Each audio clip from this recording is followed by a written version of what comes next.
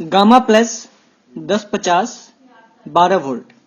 नमस्कार, आज हम बात करेंगे UTL solar inverter gamma plus की, जिसकी रेटिंग है 1050 VA 12 वोल्ट। इंस्टॉलेशन, कुछ महत्वपूर्ण जानकारियां। जैसे ही हमें यूटीएल सोलर इन्वर्टर रिसीव होता है तो सर्वप्रथम हम यह जांच करेंगे कि ट्रांसपोर्ट के समय सिस्टम पर किसी भी तरह का खराबी न आया हो।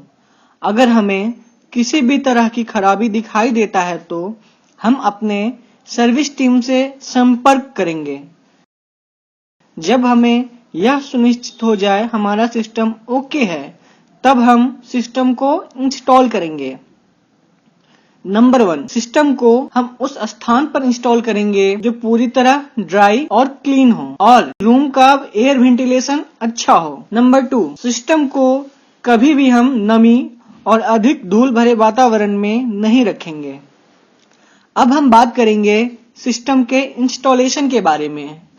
हम बैटरी, ग्रिड और सोलर से कनेक्शन के बारे में बताएंगे।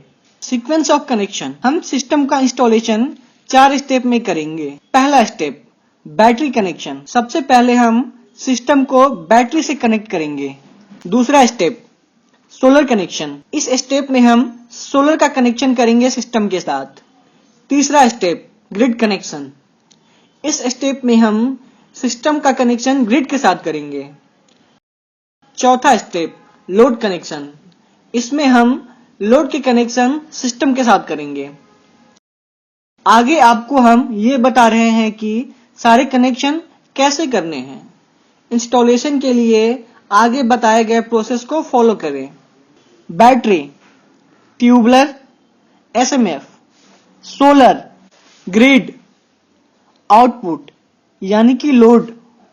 सबसे पहले सिस्टम को बैटरी से कनेक्ट करना है, उसके बाद सोलर को कनेक्ट करना है, फिर ग्रिड को कनेक्ट करना है और अंत में आउटपुट वायर कनेक्ट करना है। इंस्टॉलेशन से पहले हम आपको सिस्टम के ब्रीफ इंफॉर्मेशन देते हैं। यह सिस्टम का फ्रंट व्यू है जिसमें इसके डिस्प्ले और फंक्शनल स्विच है। यह सिस्टम का बैक व्यू है जिसमें ये बैटरी के वायर हैं, डीसी फ्यूज है, solar HT, output socket, mains lead, AC fuse और फैन है। अब हम आपको सिस्टम की वर्किंग ब्लॉक डायग्राम की हेल्प से समझा रहे हैं। एसपीवी सोलर मॉड्यूल, ये सोलर पैनल सूरज से आने वाली धूप से डीसी पावर बनाता है, जो कि डीसी टू डीसी कन्वर्टर को दी जाती है। पीसीयू मॉड्यूल, इसमें 2 भाग होते हैं, DC to DC converter, DC to AC converter या फिर AC to DC converter. DC to DC converter, ये भाग सोलर से आने वाली पावर को 12 वोल्ट में कन्वर्ट करता है और बैटरी को चार्ज करता है। गामा प्लस में इनबिल्ट एमपीपीटी चार्ज कंट्रोलर होता है।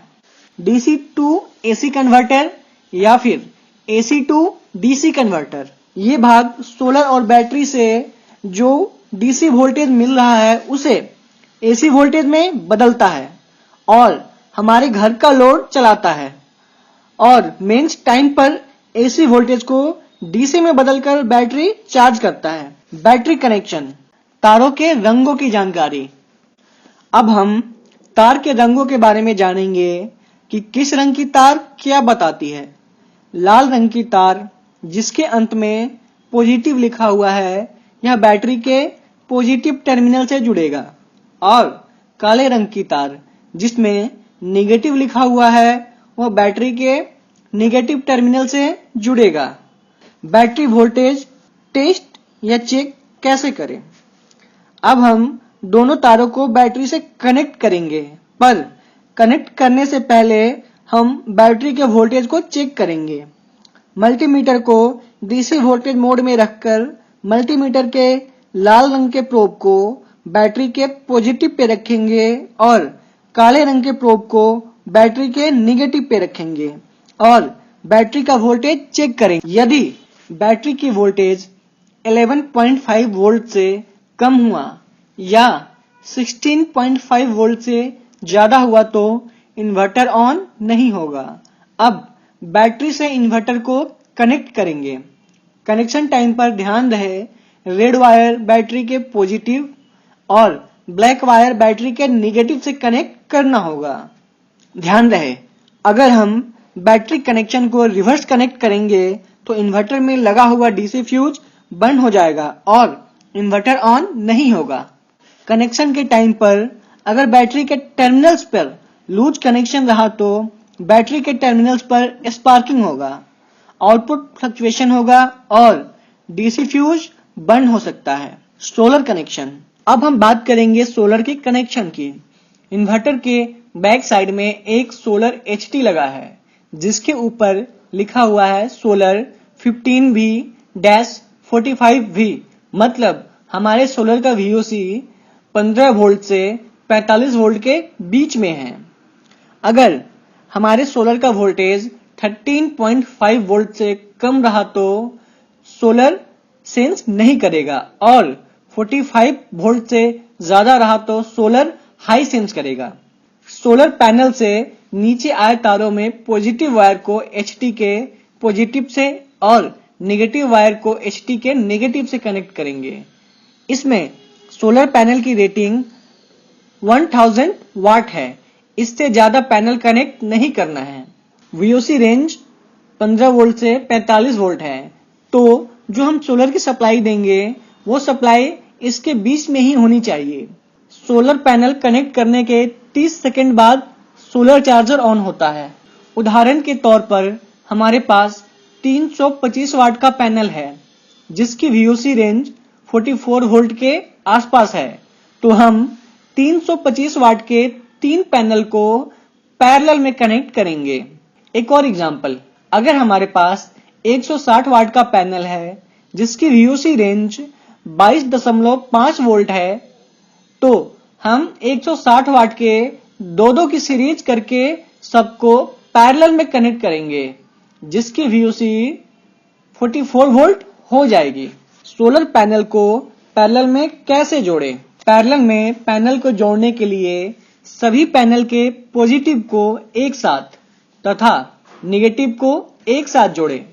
उदाहरण के लिए 22 वोल्ट 7 एम्पियर के 4 पैनल को पैरेलल में जोड़ते हैं तो उसका आउटपुट 22 वोल्ट ही रहेगा, लेकिन एम्पियर बढ़कर 28 एम्पियर हो जाएगा। सोलर पैनल को सीरीज में कैसे जोड़ें? सीरीज में पैनल को जोड़ने के लिए पहले पैनल के नेगेटिव को दूसरे पैनल के पॉजिटिव से जोड़ें। पहले पैनल को पॉजिटिव और दूसरे पैनल के नेगेटिव के वायर को नीचे यूपीएस या चार्ज कंट्रोलर के पॉजिटिव एवं नेगेटिव में लाकर जोड़ें। उदाहरण के लिए यदि आप 22 वोल्ट 7 एम्पियर के 2 पैनल को सीरीज में जोड़ते हैं तो उसका आउटपुट 44 वोल्ट हो जाएगा, लेकिन एम्पियर नहीं बढ़ेगा और एम्पियर साथ ही रहेगा। सोलर पैनल सीरीज या पैरेलल कैसे कनेक्ट होंगे यह पूरी तरह सेटअप की आवश्यकता के हिसाब से ही निर्धारित होता है। ध्यान रखें, MPPT के लिए VOC रेंज 45 वोल्ट के आसपास रखते हैं तो ज्यादा अच्छा रहेगा और आपको सिस्टम की इफिशियंसी अच्छी मिलेगी। ध्यान रहे अगर सोलर के कनेक्शन के टाइम हम रिवर्स कनेक्शन करेंगे तो LED ग्लो करेगी जो कि HT के ऊपर लगी है। Grid main connection. सबसे पहले हम जानेंगे कि घर के कनेक्शन कैसे करने हैं। घर में मेन सप्लाई और इन्वर्टर का कनेक्शन कैसे करें। घर में आने वाली मेन सप्लाई में आपको सिर्फ 2 तार देखने को मिलेंगे, जिसमें से एक होगा लाल जिसमें कि फेस सप्लाई होगी।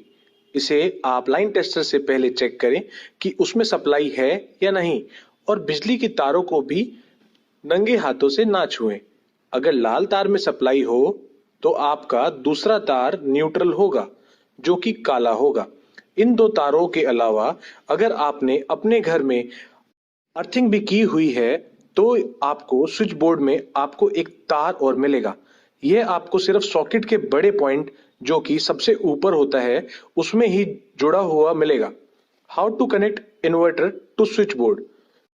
तो आपको सिर्फ लाल और काली तार को ध्यान में रखना है। इसके बाद मैं आपको एक नीले रंग की तार अपने इन्वर्टर से अपने स्विच बोर्ड तक लाएंगे, जिसका डायग्राम आपको दिखाया गया है। इससे आप आसानी से समझ जाएंगे कि कैसे आपको इन्वर्टर की तार लेकर आना है।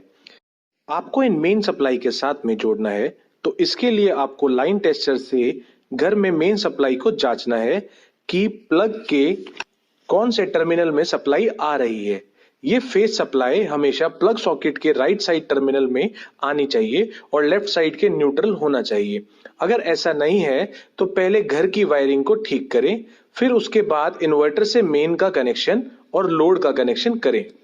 नोट: यहां पर हमने पहले आपको आपके घर की सप्लाई चेक करने के लिए इसलिए कहा है क्योंकि कई बार हमारे घर में बिजली के कनेक्शन उल्टे कर दिए जाते हैं। यह गलती से हो जाते हैं, जिससे कि हमारे घर की जो काली तार है उसमें सप्लाई आ जाती है और लाल तार में नहीं आती, वह न्यूट्रल हो जाती है। इसलिए सबसे पहले आपको दोनों तार को अच्छे से जांचना है और फिर इन्वर्टर का कनेक्शन अपने मेन सप्लाई से करना है। दिए गए डायग्राम को देख सकते हैं कि हमने इन्वर्टर के पीछे से सिर्फ एक ही तार को लिया है, क्योंकि हम अपने घर को जो काली तार होती है उसे सभी उपकरण के साथ ही जोड़ देते हैं। उसमें सप्लाई नहीं होती, इसलिए उसे हम कॉमन तार के रूप में इस्तेमाल करेंगे। तो इन्वर्टर की आउटपुट से हमें सिर्फ एक ही तार चाहिए होगी। हमने नीले रंग की तार ली है और बाकी लाल और काली तार के साथ में इसे स्विच बोर्ड से जोड़ दिया है। स्विच बोर्ड में आप देख सकते हैं कि बटन 3 और बटन 4 पर हमने इन्वर्टर की सप्लाई दी है। इससे हमारे बोर्ड से जुड़ी हुई एक CFL चलेगी और फैन में बिजली जाएगी। लाल तार का कनेक्शन हमने बटन 1 सॉकेट पर किया है और बटन 2 से आप अपने घर की दूसरी CFL को जला सकेंगे और सर्विस सॉकेट में सप्लाई ले सकते हैं। तो ये दोनों उपकरण आपके मेन सप्लाई पर ही काम करेंगे, इन्वर्टर पर काम नहीं करेंगे, क्योंकि इन्वर्टर का कनेक्शन सिर्फ एक CFL और फैन में है। इन्वर्टर के बैक साइड में 3 पिन प्लग वाला एक ब्लैक वायर है, उसको घर के मेन से कनेक्ट करेंगे। ध्यान रहे कि घर का फेस अपने सर्विस सॉकेट के राइट साइड रखें, क्योंकि इन्वर्टर का जो 3 पिन प्लग है उसमें भी राइट साइड फेस है। अगर ऐसा नहीं करते हैं तो फेस रिवर्स हो जाएगा और इन्वर्टर का आउटपुट शॉर्ट हो जाएगा, जिससे सिस्टम और घर की वायरिंग दोनों को नुकसान हो सकता है। फेस रिवर्स कैसे चेक करें? घर की वायरिंग पर टेस्टर से चेक करें, एक एक करके। जिस वायर पर टेस्टर की LED ग्लो करती हो तो इसका मतलब वो फेस है। उसी सॉकेट में राइट साइड रखें। अब हम ग्रिड या मेंस कनेक्शन करेंगे। इन्वर्टर के बैक साइड में 3 पिन प्लग वाला एक ब्लैक केबल वायर है, उसको घर के मेन से कनेक्ट करेंगे।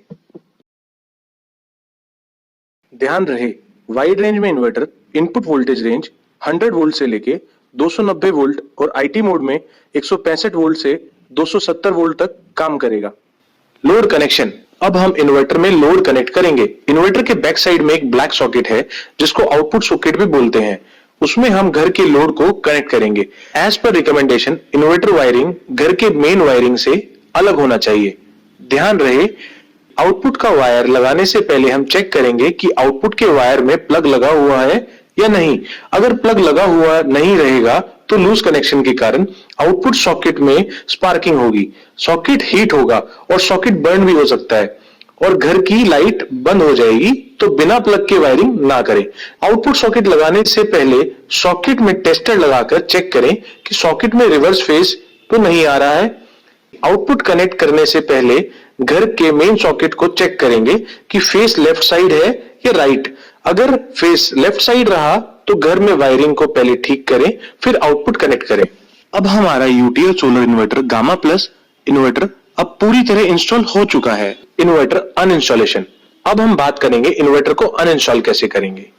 सबसे पहले इन्वर्टर को माइक्रो स्विच से बंद करेंगे, उसके बाद मेंस के स्विच को बंद करेंगे और 3 पिन वाला प्लग को बाहर निकालेंगे। मेन कनेक्शन बंद करने के बाद सोलर के कनेक्शन को हटाएंगे और सबसे अंत में बैटरी के कनेक्शन को भी हटाएंगे। ध्यान रहे, अगर हम सबसे पहले बैटरी के वायर को हटाएंगे तो हटाते समय अगर बैटरी के टर्मिनल आपस में शॉर्ट हुए तो इन्वर्टर के अंदर खराबी आ सकती है और बैटरी भी हमारे खराब हो सकती है। How to bypass system in case of failure: अगर सिस्टम में कोई भी खराबी आती है तो हम अपने बाईपास मोड पे भी चला सकते हैं। बाईपास मोड पे चलाने के लिए आउटपुट प्लग को निकालकर इनपुट सॉकेट में कनेक्ट करेंगे। आज हमने देखा कि हम UTL solar inverter gamma plus 1050 VA 12 volt को कैसे इंस्टॉल किए और कैसे अनइंस्टॉल किए। धन्यवाद।